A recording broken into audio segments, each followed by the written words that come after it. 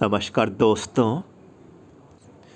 Friends, जैसा कि आप सभी लोग को मालूम है, मध्य प्रदेश एनएचएम के अंतर्गत 3 अगस्त 2022 को स्टाफ नर्स की पोस्ट के लिए एग्ज़ाम आपका कंडक्ट कराया जाएगा। दोस्तों, आज का ये जो अपडेट है, इसमें हम लोग स्टाफ नर्सिंग की क्वेश्चन यहाँ पे डिस्कस करेंगे। साथ ही साथ रीजनिंग और करंट अफेयर्स जीके के सवाल भी आप लोगों के पूछे जाएंगे। तो ये सवाल भी आप लोगों को इसी वीडियो में आपको मिलने वाले हैं। और दोस्तों, ये देखिए पार्ट नंबर 7 है। इसके पहले 6 अलग अलग पार्ट ऑलरेडी आ चुके हैं। वीडियो के डिस्क्रिप्शन बॉक्स में ज़रूर आप लोग जाएं, सभी पार्ट्स की लिंक आप लोगों को मिल जाएगी। यदि आप लोग 3 अगस्त 2022 को एग्ज़ाम में, स्टाफ नर्स के एग्ज़ाम में अगर आप लोग शामिल हो रहे हैं, तो ये सभी पार्ट्स आप लोग वॉच करके ज़रूर जाना। काफ़ी हेल्प आप लोगों को एग्ज़ाम के लिए मिल जाएगी। सबसे पहले वीडियो को लाइक करें, पूरी जानकारी यहाँ पे कवर करेंगे। चैनल को सब्सक्राइब कर लें। एमपी एनएचएम स्टाफ नर्स, कोई भी जानकारी अब आपसे ना छूटे तो वीडियो के नीचे जाएं, सब्सक्राइब के रेड बटन को यहाँ पे क्लिक करें। एमपी एनएचएम स्टाफ नर्स हर जानकारी इसी तरीके से आगे भी पाते रहते हैं। बिल्कुल शुरुआत कर देते हैं अपने अपडेट को, बढ़ जाते हैं पहले सवाल की ओर। तो दोस्तों, पहला जो सवाल यहाँ पे जो मैंने इसमें इंक्लूड किया, आप लोगों से पूछ लिया गया, gout is caused bye increased level of. तो आप लोगों से इसमें पूछा जा रहा, गठिया के बढ़े हुए स्तर के कारण होता है। तो दोस्तों, इसका कारण क्या होता है? यूरिक एसिड होता है। और ये आप लोग जो है इसको याद रखें। इसके बाद दोस्तों, अगला जो सवाल आप लोगों से यहाँ पे जो पूछा जा रहा, while providing CPR chest compression has to be provided at the rate of. तो दोस्तों, CPR जब प्रोवाइड कराते हैं तो चेस्ट का जो कंप्रेशन रहता है तो कितना रहता है? 100 to 120 कंप्रेशन पर मिनट। तो प्रति मिनट जो है 100 से 120 ये कंप्रेशन रहता है। तो आप लोग उसको भी याद रखें। इसके बाद दोस्तों, अगला सवाल आप लोग अपनी स्क्रीन पे देख सकते हैं, लिखा हुआ है, in a person with cardiac arrest which signs will be seen. तो कार्डियक अरेस्ट के दौरान जो पर्सन है, इसमें किस तरीके के साइन आप लोगों को नज़र आएंगे? तो सडन कोलैप्स होगा, और हिंदी में हम लोग यहाँ पे कहेंगे अचानक से गिर जाना। तो कार्डियक अरेस्ट जब आता है तो पर्सन जो है अचानक से गिर जाता है। तो यही आप लोगों को इसको याद रखना है। इसके बाद दोस्तों, अगला जो सवाल है, आप सभी लोग अपनी स्क्रीन पे देख सकते हैं, द टर्म थ्रोम्बोसाइटोपेनिया मीन्स। तो दोस्तों, जो टर्म है थ्रोम्बोसाइटोपेनिया, इसका मतलब क्या है? तो दोस्तों, इसको बोलते हैं लो प्लेटलेट काउंट। तो दोस्तों, जब प्लेटलेट्स का काउंट कम हो जाता है तो इसको थ्रोम्बोसाइटोपेनिया बोला जाता है। इसके बाद दोस्तों, अगला सवाल है, इसमें आप लोगों से पूछ लिया गया, the function of flame cell. तो आप लोगों को बताना है ज्वाला कोशिका का कार्य क्या है? तो दोस्तों, एक्सर्शन है, और हिंदी में इसको बोलते हैं मल त्याग। तो दोस्तों, ये आप लोगों को उसको याद रखना है। इसके बाद दोस्तों, अगला सवाल है, which is a bleeding disorder. तो कौन सा यहाँ पे रक्तस्राव विकार है? तो आप लोगों को यहाँ पे देखिए, इसको याद रखना है, हेमोफीलिया इसको यहाँ पे बोला जाता है, और ये एक तरीके का ब्लीडिंग डिसऑर्डर है। तो इस टर्म को आप लोग याद रखें।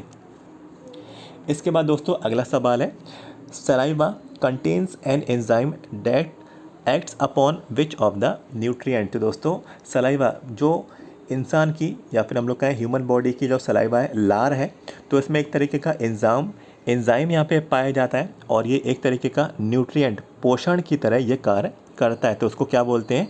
दोस्तों, इसको स्टार्च बोला जाता है। इसके बाद दोस्तों, अगला सवाल है, पूछ लिया गया, the rate of drug absorption is greatest इन। तो दोस्तों, आप लोगों को बताना है औषध अवशोषण की दर सबसे अधिक कहाँ पे होती है? तो दोस्तों देखिए, स्मॉल इंटेस्टाइन में होती है, और ड्रग को एब्जॉर्ब करने की जो सबसे ज़्यादा रेट है, सबसे ज़्यादा यहाँ पे स्मॉल इंटेस्टाइन में ये होती है। तो आप लोग उसको भी याद रखें। इसके बाद, which of the allows air to pass into lungs. तो दोस्तों, आप लोगों से पूछ लिया गया, कौन हवा को फेफड़ों में जाने की अनुमति देता है? तो दोस्तों, ट्रैकिया इसको बोला जाता है, और ये टर्म आप लोगों को याद रखना है। इसके बाद दोस्तों, एक और सवाल है, पूछ लिया गया, the membrane that separates auditory canal from middle ear. तो दोस्तों, आप लोगों को इस मेम्ब्रेन का नाम बताना है जो कि सेपरेट करती है ऑडिटरी कैनल को मिडिल ईयर से। तो दोस्तों देखिए, इसको क्या बोलते हैं? टाइम्पैनिक मेम्ब्रेन। तो ये मेम्ब्रेन का नाम आप लोग जो है इसको याद रखें। इसके बाद दोस्तों अगला सवाल है, जैसे कि देखिए इसमें पूछ लिया गया है maternal mortality rate is expressed in terms of. तो दोस्तों मैटरनल मोर्टेलिटी जो रेट है इसको किस तरीके से एक्सप्रेस किया जाता है? तो दोस्तों पर 1 लाख इसको जो है यहाँ पे एक्सप्रेस किया जाता है। इसके बाद पूछ लिया गया population statistics include indicator that measures all. तो दोस्तों आप लोगों को इसमें यहाँ पे बताना है जनसंख्या के आंकड़ों में संकेतक शामिल हैं जो कि सभी को मापते हैं, तो इसको क्या बोलते हैं? तो देखिए मॉर्बिडिटी रेट इसको यहाँ पे दोस्तों ये बोला जाता है। तो इस टर्म को भी आप लोगों को याद रखना है। इसके बाद दोस्तों देखिए अगला सवाल है, इसमें पूछ लिया गया the ratio of number of pregnancies in a year to married women in the ages 15 to 44 is called. तो दोस्तों आप लोगों से रेशियो तरीके का पूछा जा रहा है और किस चीज़ का है?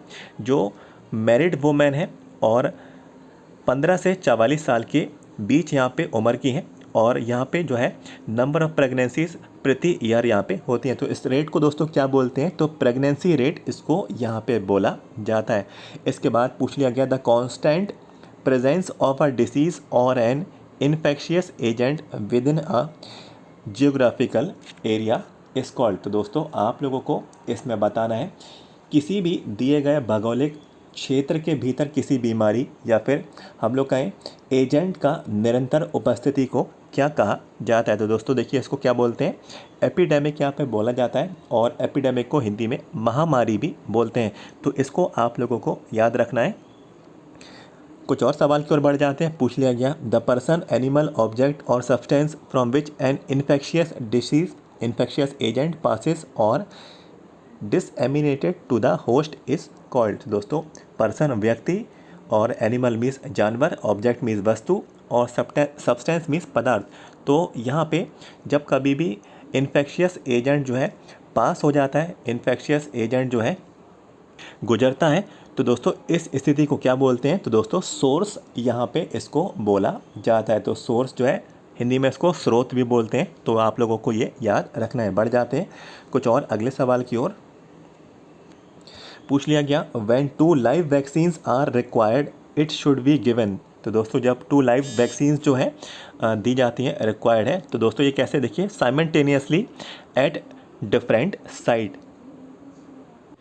एक साथ, और ये मीन्स डिफरेंट मीन्स विभिन्न जगहों पर। तो दोस्तों ये आप लोगों को इसको याद रखना है। इसके बाद अगला सवाल है, पूछ लिया गया when antibodies produce in one body are transferred to another to introduce protection against disease it is called. तो दोस्तों देखिए जब एंटीबॉडीज़ प्रोड्यूस की जाती हैं एक बॉडी से और उस बॉडी की एंटीबॉडीज़ को दूसरी बॉडी में ट्रांसफ़र कर दिया जाता है और ये दोस्तों प्रोटेक्शन मीन्स ये डिसीज़ को रोकने के लिए होता है। तो दोस्तों इस तरीके की इम्यूनिटी को क्या बोलते हैं? तो पैसिव इम्यूनिटी दोस्तों इसको यहाँ पे बोला जाता है। इसके बाद दोस्तों देखिए अगला सवाल है episiotomy has to be done during. तो एपिसोडोटोमी है और ये कब की जाती है? तो दोस्तों सेकेंड स्टेज ऑफ लेबर। तो आप लोगों को ये याद रखना है सेकेंड स्टेज ऑफ लेबर में एपिसोटोमी यहाँ पे ये हो जाए। इसके बाद अगला सवाल है a woman who never given birth to a child. ऐसी महिला जिसने कभी बच्चे को जन्म नहीं दिया, तो इसको क्या बोलते हैं? नली पारा। तो नली पारा इस टर्म को आप लोगों को याद रखना है, ये इंपॉर्टेंट सवाल है। इसके बाद अगला सवाल है increased pigmentation in the face during pregnancy is called. तो दोस्तों प्रेगनेंसी के दौरान चेहरे पर जब पिगमेंटेशन बढ़ जाता है तो इस स्थिति को क्या बोला जाता है? तो दोस्तों कॉलस्मा इसको यहाँ पे बोला जाता है। तो इस टर्म को भी आप लोगों को याद रखना है। अगला सवाल है, पूछ लिया गया a thin serous fluid secreted from breast during the first 24 to 28 hours is called। तो एक थिन सेरस फ्लूइड जो है ब्रेस्ट में सीक्रेट होता है, ब्रेस्ट द्वारा सीक्रेट होता है और ये कब होता है? During the first 24 to 28 hours. तो मीन्स 24 से शुरुआती 48 घंटों में ये सीक्रेट होता है। तो इसको दोस्तों क्या बोला जाता है? तो कोलेस्ट्रम इसको यहाँ पे ये बोला जाता है। तो इस टर्म को जो है आप लोगों को याद रखना है। एक और अगले सवाल की ओर बढ़ जाते हैं। Benefits of kangaroo mother care are. तो कंगारू मदर केयर के बेनिफिट्स यहाँ पे क्या रहेंगे? तो देखिए improves mother baby bond, increases milk production in mothers, keeps baby warm.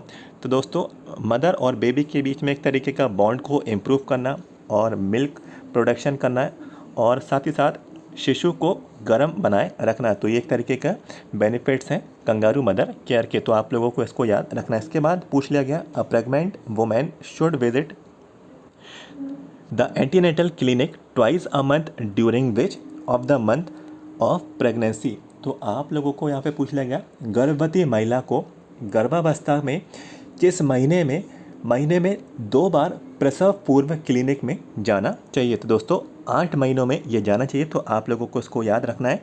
इसके बाद अगला सवाल है the adolescent health programme provides iron and folic acid supplement on. तो दोस्तों जो किशोर हेल्थ एडोलेसेंट हेल्थ प्रोग्राम जो है, एडोलेसेंट हेल्थ प्रोग्राम जो प्रोवाइड कराता है आयरन और फॉलिक एसिड का सप्लीमेंटेशन, तो दोस्तों ये कब होता है? Fixed days every week. तो हिंदी में हम लोग दोस्तों इसको कहें हर हफ्ते में निश्चित दिन। तो ये आप लोग जो है याद रखें। इसके बाद अगला सवाल है पूछ लिया गया to maintain the health of adolescent and for control of helminths infection tablet albendazole is administered. तो दोस्तों टैबलेट जो एल्बेंडाजोल जो दी जाती है, तो ये आप लोगों को बताना है। देखिए ट्वाइस अ ईयर, तो ये 2 साल दी जाती है और ये किसके लिए दी जाती है? To maintain the health of adolescent means जो हेल्थ है एडोलेसेंट की और हेलमिंथ इन्फेक्शन को कंट्रोल करने के लिए। तो ये साल भर में 2 बार ये एल्बेंडाजोल टैबलेट दी जाती है, तो आप लोग उसको याद रखें। Measles is caused bye. तो दोस्तों आप लोगों को बताना है मीज़ल्स किसके द्वारा होती है। तो दोस्तों देखिए लिखा है RNA पैरामिक्सो वायरस। तो दोस्तों ये टर्म आप लोगों को याद रखना है। मीज़ल्स जो होती हैं RNA पैरामिक्सो वायरस द्वारा यहाँ पे ये होती हैं। अगले सवाल की ओर बढ़ जाते हैं। पूछ लिया गया है national vector borne disease programme doesn't cover. तो नेशनल वेक्टर बोर्न जो डिसीज़ प्रोग्राम है कौन सी बीमारी कवर नहीं करता है? तो दोस्तों ये लेप्रेसी को कवर नहीं करता। इसके बाद अगला सवाल है all of the following infections are caused by RNA virus. तो RNA वायरस के द्वारा कौन से इन्फेक्शंस होते हैं? तो देखिए मम्प्स एंड रुबेला, तो ये भी आप लोगों को याद रखना है। इसके बाद which disease is caused by varicella zoster. तो दोस्तों ये सवाल जो है बार बार घुमा फिरा के आप लोगों से पूछ लिया जाता है। कभी आपको पूछ लिया जाता है कि चिकन पॉक्स से कौन सी डिसीज़ हो जाती है, कभी आप लोगों को उसका कॉजेटिव ऑर्गेनिज्म बता दिया जाता है। तो आपको कॉजेटिव ऑर्गेनिज्म बता दिया गया वेरिसेला जोस्टर, तो इसके द्वारा कौन सी डिसीज़ होती है? तो चिकन पॉक्स दोस्तों इसका यहाँ पे राइट आंसर रहेगा। अब बढ़ जाते एक और अगले सवाल की ओर। पूछ लिया गया प्रोटोजोनल disease caused by infection with parasites of the genus Plasmodium. तो दोस्तों आप लोगों को मालूम होगा प्रोटोजोन जो डिसीज़ होती है और ये प्लाज्मोडियम जो पैरासाइट है इसके थ्रू इन्फेक्शन यहाँ पे फैलता है। तो दोस्तों कौन सी डिसीज़ इसके द्वारा होती है? तो दोस्तों मलेरिया। तो मलेरिया जो है एक तरीके का प्रोटोजोनल डिसीज़ है, तो ये आप लोगों को इसका बारे में जानकारी ऑलरेडी भी होगी, तो ये आप लोगों को याद रखना है। इसके बाद सवाल है the virus that cause dengue is. तो जो वायरस है जो डेंगू को कॉज करता है, डेंगू जिसके द्वारा होता है, तो देखिए फ्लावी वायरस इसको यहाँ पे बोला जाता है। तो ये टर्म आप लोगों को याद रखना है, ये इंपॉर्टेंट सवाल है। इसके बाद दोस्तों अगला सवाल है cancer that has spread to regional lymph nodes and distant organ is called. तो दोस्तों देखिए आप लोगों को इसमें जो जानकारी आप लोगों से यहाँ पे जो ली जा रही है, कैंसर जो कि स्प्रेड होता है to the regional lymph nodes, और दोस्तों ये जो है डिस्टेंट ऑर्गन्स मीन्स दूर के अंगों तक ये फैल जाता है, तो उसको क्या बोलते हैं? तो सेकेंडरी ट्यूमर्स दोस्तों इसको यहाँ पे ये बोला जाता है। इसके बाद अगला सवाल है the adverse effect of obesity. तो आप लोगों को यहाँ पे ओबेसिटी मोटापे के प्रभाव आप लोगों को बताना है, और इसमें क्या इंक्लूड नहीं होगा? तो इसमें दोस्तों हाइपोटेंशन इंक्लूड नहीं होगा। तो नॉट इंक्लूड आपको बताना था। तो हाइपोटेंशन जो है मोटापे का एक तरीके का प्रभाव नहीं है। इसके बाद अगला सवाल है diabetes mellitus is usually recognised by. तो दोस्तों देखिए डायबिटीज़ जो मिलिटस है आमतौर पर द्वारा पहचानी जाती है। तो दोस्तों देखिए इसको क्या बोलते हैं? ग्लाइकोस्यूरिया इसको यहाँ पे ये बोला जाता है। तो इसके नाम से भी इसको यहाँ पे पहचाना जाता है और इसको जाना जाता है। तो इस टर्म को आप लोग याद रखें। विल्सन्स डिसीज़ करेक्टराइज्ड बाय, तो विल्सन्स डिसीज़ की क्या क्या यहाँ पे विशेषताएं?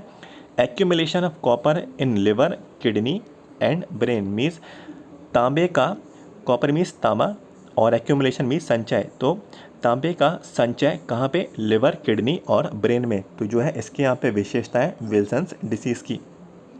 अगला सवाल है अंडर द हु vision 2020 programme the safe strategy is adopted for which of the disease. तो विजन 2020 जो कार्यक्रम था, प्रोग्राम था, इसमें सेफ स्ट्रेटजी अडॉप्ट की गई थी और किस डिसीज़, किस बीमारी के लिए यहाँ पे इसको अडॉप्ट किया गया, लिया गया? तो दोस्तों ट्रैकोमा के लिए इसको यहाँ पे इस्तेमाल किया गया और आप लोग जो है इसको याद रखें। अब कुछ और सवाल यहाँ पे डिस्कस कर लेते हैं। When a child is in acute phase of nephrotic syndrome which is essential measure the nurse should take. तो दोस्तों कोई चाइल्ड है और वो जो है नेफ्रोटिक सिंड्रोम से ग्रस्त है और इस स्थिति में जो नर्स है क्या यहाँ पे स्टेप उठाएगी? तो दोस्तों देखिए लिखा है वे द चाइल्ड डेली। तो मीन्स जो चाइल्ड है, जो बच्चा है, उसका वजन जो है डेली यहाँ पे चेक किया जाएगा नर्स द्वारा। तो ये आप लोगों को याद रखना है। इसके बाद while providing health education in the community on prevention of osteoporosis the nurse should emphasise on.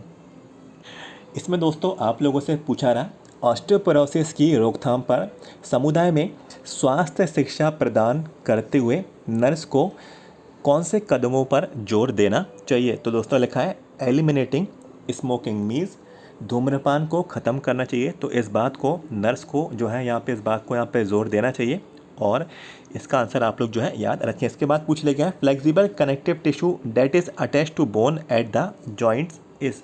तो दोस्तों फ्लेक्सिबल कनेक्टिव जो टिश्यूज़ हैं जो कि बोन्स हड्डियों में, हड्डियों से जॉइंट रहते हैं और एट द जॉइंट्स मीन्स जो है और जो बोन्स हैं उनसे ये टिश्यूज़ कनेक्टेड रहते हैं। तो दोस्तों कार्टिलेज इसका यहाँ पे आंसर आएगा, तो उसको भी आप लोग जो है याद रखें। इसके बाद पूछ लिया गया nurses must consider while administrating medicine. तो मेडिसिन्स देने के दौरान नर्स को दोस्तों क्या कंसीडर करना चाहिए?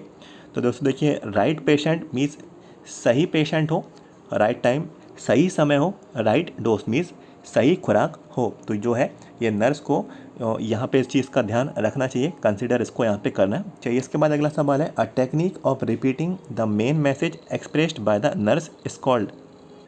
आप लोगों से पूछ लिया गया नर्स द्वारा व्यक्त किए गए मुख्य संदेश को दोहराने की जो तकनीक है इसको यहाँ पे क्या बोलते हैं? तो दोस्तों उसको रीस्टेटिंग यहाँ पे बोला जाता है। तो आप लोग इस टर्म को जो है याद रखें। इसके बाद बेनिफिशरीज ऑफ सुमन एक्सेप्ट। तो जो सुमन जो इनिशिएटिव है, सुमन जो कदम सरकार द्वारा उठाया गया था, तो इसमें कौन कौन से बेनिफिशरीज जो हैं यहाँ पे ऐड नहीं होंगे मीन्स एक्सेप्ट बोला गया नहीं होंगे। तो देखिए all childrens up to 3 years, जो बच्चे हैं 3 साल तक की उम्र है तो वो सुमन बेनिफिशरी में यहाँ पे इसमें शामिल नहीं होंगे। इसके बाद अगला सवाल है पूछ लिया गया बाइल इज सिंथेसाइज इन। तो बाइल जो है कहाँ पे सिंथेसाइज होता है, बनता है? तो ये लिवर में बनता है। इसके बाद cold shock is also called. तो कोल्ड शॉक को हाइपोवॉल्मिक शॉक भी बोलते हैं। इसके बाद if pulse rate more than 100 then it is called. तो यदि पल्स रेट 100 से ज़्यादा है तो इस स्थिति को क्या बोलेंगे? तो उसको दोस्तों टैकीकार्डिया बोला जाता है। इसके बाद ORS मेनली कंटेन्स। तो दोस्तों ORS जो घोल रहता है इसमें क्या पाया जाता है? सोडियम और ग्लूकोज, ये मेन यहाँ पे कंटेंट यहाँ पे रहता है और ये आप लोगों को याद रखना है। Dengue fever transmitted by mosquito. तो दोस्तों जो डेंगू फीवर है किस मच्छर के काटने द्वारा ट्रांसमिट होता है? तो एडीज मच्छर के काटने से डेंगू फीवर होता है। इसके बाद pap smear is used to diagnose. तो पेप स्मीयर जो टेस्ट होता है ये सर्वाइकल कैंसर को डायग्नोस करने के लिए इस्तेमाल होता है। और अंत में दोस्तों आप लोग यहाँ पे देख सकते हैं 2 और सवाल हैं। Snellen's chart is used to assess. तो स्नेल्स जो चार्ट है ये किस में इस्तेमाल होता है? ये दोस्तों आइस के लिए इस्तेमाल होता है। तो ये स्नेल्स चार्ट जो है आइस से संबंधित यहाँ पर रहेगा, आँखों से ये संबंधित रहेगा। इसके बाद दोस्तों अंतिम जो सवाल है नर्सिंग का average energy value of human milk. तो आप लोगों को बताना है एवरेज कितनी एनर्जी रहती है ह्यूमन मिल्क में। तो देखिए 70 किलो कैलोरी पर 100 ml। तो ये आप लोगों को याद रखना है। तो दोस्तों ये नर्सिंग के सवाल थे, और नर्सिंग के जैसा कि मैंने आपको पहले भी बताया कि 80 सवाल आप लोगों से इसमें पूछे जाएंगे, और बाकी के 20 सवाल हैं रीजनिंग और जीके के कवर किए जाएंगे। तो ये 20 सवाल आप लोगों के रहेंगे। और दोस्तों ये करीब करीब मैंने आपके साथ 50 सवाल यहाँ पे डिस्कस कर लिए हैं नर्सिंग वाले पोर्शन से। अब हम लोग दोस्तों यहाँ पे बढ़ जाते हैं जीके वाले पोर्शन की ओर। तो मैं इसको थोड़ा यहाँ पे नीचे की तरफ यहाँ पे बढ़ा देता हूँ, तो बिल्कुल देख सकते हैं जनरल नॉलेज और करंट अफेयर के कौन से सवाल हैं जो आप लोगों से पूछे जा सकते हैं। देखिए सवाल है, in which of the following city elephant festival is celebrated. तो एलिफेंट हाथी जो फेस्टिवल महोत्सव है ये कौन से सिटी में, कौन से शहर में मनाया जाता है। दोस्तों ये जयपुर शहर में ये मनाया जाता है, तो आप लोग उसको याद रखें। इसके बाद the study of atmosphere is called. तो दोस्तों एटमॉस्फियर की अध्ययन को क्या बोलते हैं, तो देखिए मेट्रोलॉजी इसको यहाँ पे बोला जाता है। इसके बाद दोस्तों अगला सवाल है, सीईओ ऑफ अमेज़न। तो चीफ एग्जीक्यूटिव ऑफिसर जो अमेज़न के हैं, और आप लोग इसको याद रखें एंडी जेसी इनका नाम है, और ये नाम काफ़ी ज़्यादा इंपॉर्टेंट है, ये सवाल पूछ लिया जाता है। इसके बाद दोस्तों अगला सवाल है, न्यू प्रेसिडेंट ऑफ इंडिया। तो अभी दोस्तों कुछ ही समय पहले ये नियुक्ति अभी हुई है, और भारत के जो नई जो राष्ट्रपति बनी है, तो दोस्तों वो कौन बनी है, द्रौपदी मुर्मू। दोस्तों ये नाम आप लोग जो है याद रखें, द्रौपदी मुर्मू ये भारत की नई राष्ट्रपति है। इससे पहले कौन थे, श्री रामनाथ कोविंद। तो इस नाम को भी आप लोग याद रखेंगे। इसके बाद अगला सवाल है, ICC women's world cup 2022 winner. तो दोस्तों आईसीसी महिला वर्ल्ड कप जो 2022 का हुआ, तो इसका कौन विजेता थे, तो दोस्तों इसके विजेता ऑस्ट्रेलिया थे। इसके बाद अंडर 19 वर्ल्ड कप 2022 विनर। तो अंडर 19 वर्ल्ड कप 2022 के विजेता कौन रहे, तो दोस्तों ये इंडिया रहे। इसके बाद अगला सवाल है, space x founder and CEO. तो दोस्तों जो एजेंसी है स्पेस एक्स, यहाँ पर हम लोग कहें संस्था है स्पेस एक्स, तो इसके फाउंडर और सीईओ कौन है, तो दोस्तों एलन मस्क इसका यहाँ पे आंसर रहेगा। तो ये भी आप लोग याद रखें। इसके बाद कारगिल विजय दिवस ऑन। तो कारगिल विजय दिवस कब मनाया जाता है, तो 26 जुलाई को ये मनाया जाता है। तो ये नाम आप लोग जो है, सॉरी ये डेट आप लोग जो है इसको याद रखें। इसके बाद which river is also known as red river. तो कौन सी नदी को रेड रिवर, लाल नदी भी कहा जाता है, तो ब्रह्मपुत्र जो रिवर है इसको रेड रिवर बोला जाता है। तो कुछ इसी तरीके के सवाल जो है आप लोगों के करंट अफेयर्स मीन्स आपके जीके के पोर्शन में आप लोगों से पूछे जाएंगे, और इसी तरीके के सवाल की आप लोग जो है प्रैक्टिस कर लें। और आप दोस्तों बढ़ जाते हैं जो रीजनिंग के क्वेश्चन हैं। तो रीजनिंग के बड़े ही आसान से सवाल आप लोगों से पूछे जाते हैं, बस थोड़ा सा दिमाग इसमें आप लोगों को लगाना है। आसान जो है आप लोगों को ये रीजनिंग के सवाल इसमें रहेंगे। तो जैसे कि देखिए पहला सवाल इसमें यहाँ पे जो मैंने इंक्लूड किया है, पूछ लिया गया, in a certain code language TREAD is represented as this, PREY is written as this, how ARTERIRY written in that code। तो दोस्तों आप लोगों को बताना है, जब TREAD को इस तरीके से लिखा गया, PREY को इस तरीके से लिखा गया, तो ARTERY को क्या लिखा जाएगा। कैसे निकालेंगे, जैसे कि देखिए मैं इसको आपको बता देता हूँ कैसे लिखेंगे। सबसे पहले हम लोग लिखेंगे TREAD, और ये हमने यहाँ पे नोट कर दिया, और लिखा है 7% #94। तो 7%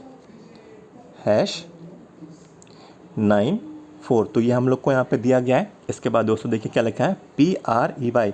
तो PREY, तो PREY को किस तरीके से लिखा गया, $%8। तो डॉलर और परसेंटेज हैश और यहाँ पे 8 हमें बताना है ARTERY का क्या होगा। तो नीचे मैं यहाँ पे लिख देता हूँ ARTERY,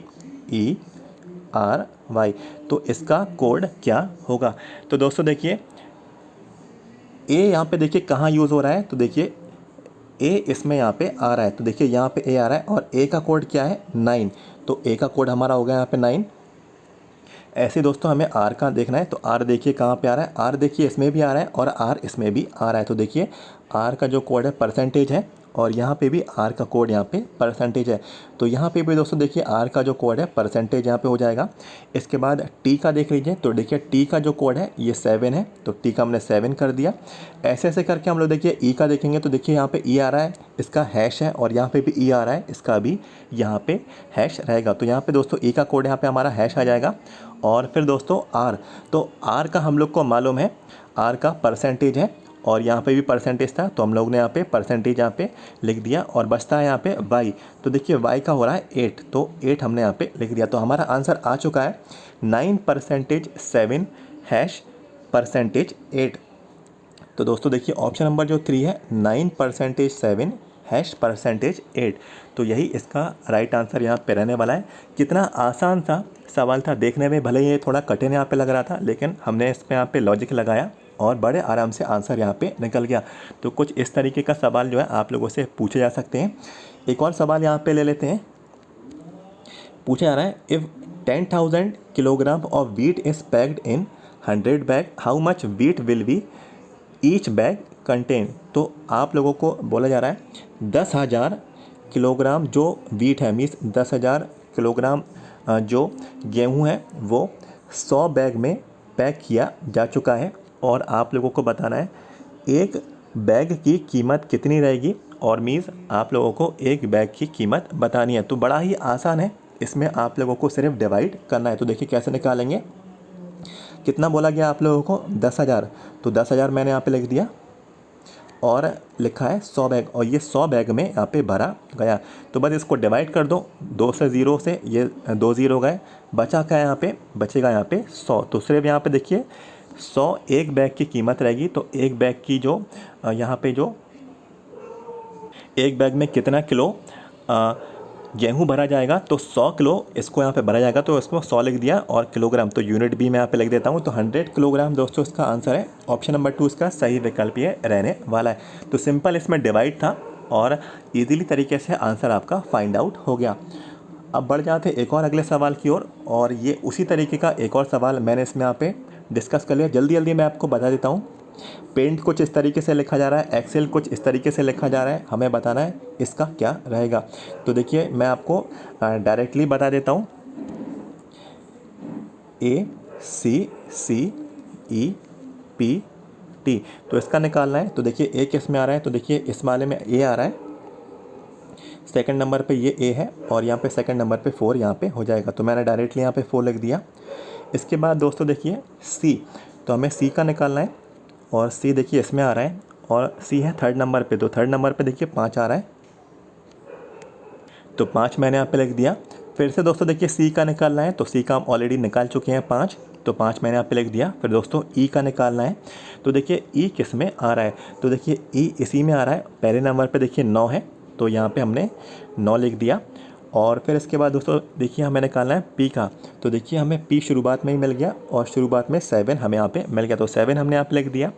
और आखिरी में बचता है टी, तो टी इसमें आ रहा है, और टी के लिए 8 यहाँ पे डिनोट किया गया। तो ये दोस्तों देखिए इसका आंसर निकल के आ गया 455978। तो देखिए ऑप्शन नंबर ए इसका सही विकल्प ये रहने वाला है। बड़ा ही आसान सा ये सवाल था, और आप लोग इसकी जो है प्रैक्टिस करें, आप लोगों को भी ये ईजिली आ जाएगा।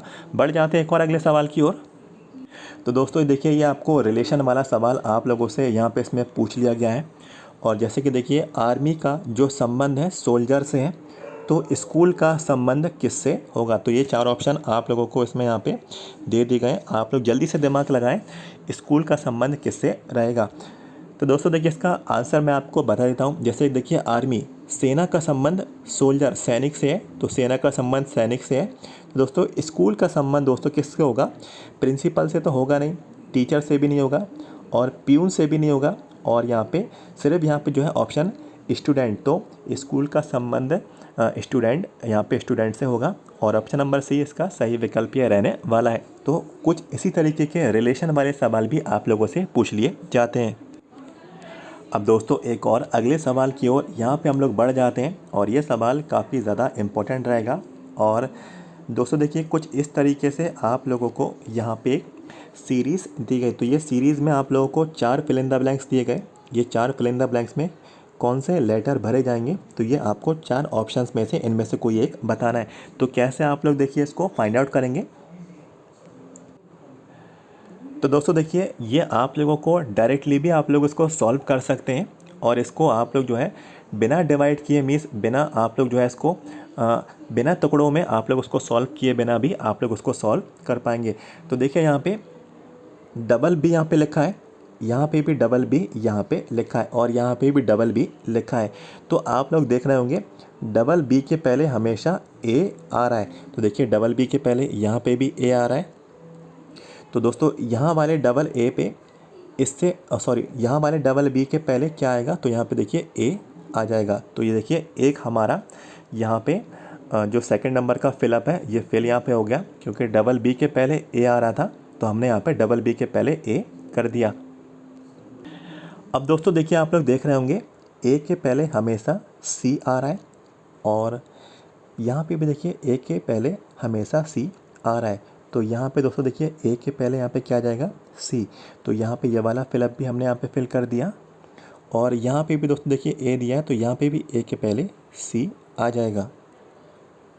तो दोस्तों हमें 3 फिलअप्स के आंसर मिल गए। यहाँ पे देखिए सी मिल गया, यहाँ पे हम लोगों को ए मिल गया, और यहाँ पे हम लोग को क्या मिल गया, सी मिल गया। अब बचता है आखिरी का। तो देखिए बी हमें इसके बताना है, बी के पहले क्या आएगा। तो देखिए यहाँ पे 2 बी आ रहे हैं, यहाँ पे भी 2 बी आ रहे हैं, यहाँ पे भी 2 बी आ रहे हैं। तो यहाँ पे भी दोस्तों देखिए एक और बी यहाँ पे आ जाएगा। तो यहाँ पे दोस्तों बी हो जाएगा। तो आंसर हमारा निकल के आ चुका है सी ए बी सी। तो सी ए बी सी जो है कौन सा ऑप्शन है, देखिए ऑप्शन नंबर सी है। तो यही इसका राइट आंसर यहाँ पे ये रहने वाला है। तो दोस्तों कुछ इसी तरीके के सवाल आपके एग्ज़ाम में आप लोगों से पूछ ले जाएंगे। आसान से ही सवाल है, थोड़ी आप लोग प्रैक्टिस करेंगे, बड़े आराम से आप लोगों को ये सवाल बन जाएंगे। और आप सभी को बताना चाहता हूँ ये पार्ट नंबर 7 है। इससे पहले 6 अलग अलग पार्ट ऑलरेडी आ चुके हैं, और इन पार्ट्स को आप लोग ज़रूर देख के जाना यदि आप लोग 3 अगस्त को स्टाफ नर्स के एग्ज़ाम में शामिल होना है। वीडियो के नीचे डिस्क्रिप्शन बॉक्स में लिंक मैंने आपको प्रोवाइड करा दी। आप लोग सभी पार्ट्स आप लोग एक एक करके वॉच कर लें, काफ़ी हेल्प आपको एग्ज़ाम के लिए मिलने वाली है। और जितने भी कैंडिडेट्स को MP स्टाफ नर्स के प्रीवियस ईयर्स के पेपर अगर आप लोगों को चाहिए, तो आप सभी को बताना चाहता हूँ मेरे पास 11 पेपर्स अवेलेबल हैं। ये 11 पेपर्स की जो है PDF फाइल है। यदि आपको ये PDF फाइल चाहिए, इसका जो अमाउंट है 150 रुपीज़ यहाँ पर रहेगा। 150 रुपये में ये PDF फाइल आप लोगों को मिल जाएगी। और इसके लिए हमारा चैनल का व्हाट्सएप नंबर है 7415543659। तो चैनल के व्हाट्सएप नंबर पे आप लोग हमें व्हाट्सएप पे मैसेज कर दें, सारी जानकारी आप लोगों को प्रोवाइड करा दी जाएगी। ये अपडेट कैसा लगा जरूर बताएं। सबसे पहले वीडियो को लाइक कर दें, आप चाहें तो अपने फ्रेंड्स लोगों को इस वीडियो को शेयर कर सकते हैं आपके व्हाट्सएप ग्रुप में, और व्हाट्सएप पे आपके जितने भी फ्रेंड हैं आप लोगों को ये वीडियो शेयर जरूर करना, और उनको बताना कि इसी तरीके के सवाल आप लोगों को आपकी परीक्षा में पूछे जाने वाले हैं। और दोस्तों कमेंट बॉक्स में आप सभी लोग अपना फीडबैक शेयर जरूर करें, ये अपडेट आपको कैसा लगा, और आगे का पार्ट आप लोग चाहते हैं या फिर नहीं। तो ये सारी जानकारी आप लोग कमेंट बॉक्स में कमेंट करके आप लोग ज़रूर बताएं। चैनल को सब्सक्राइब कर लें, कोई भी जानकारी अब आपसे ना छूटे। तो वीडियो के नीचे जाएं, सब्सक्राइब के रेड बटन को आप पे क्लिक करें। MP NHM स्टाफ नर्स हर इन्फॉर्मेशन इसी तरीके से आगे भी पाते रहें। तो मिलते हैं आपसे अगले वीडियो में। Thank you so much.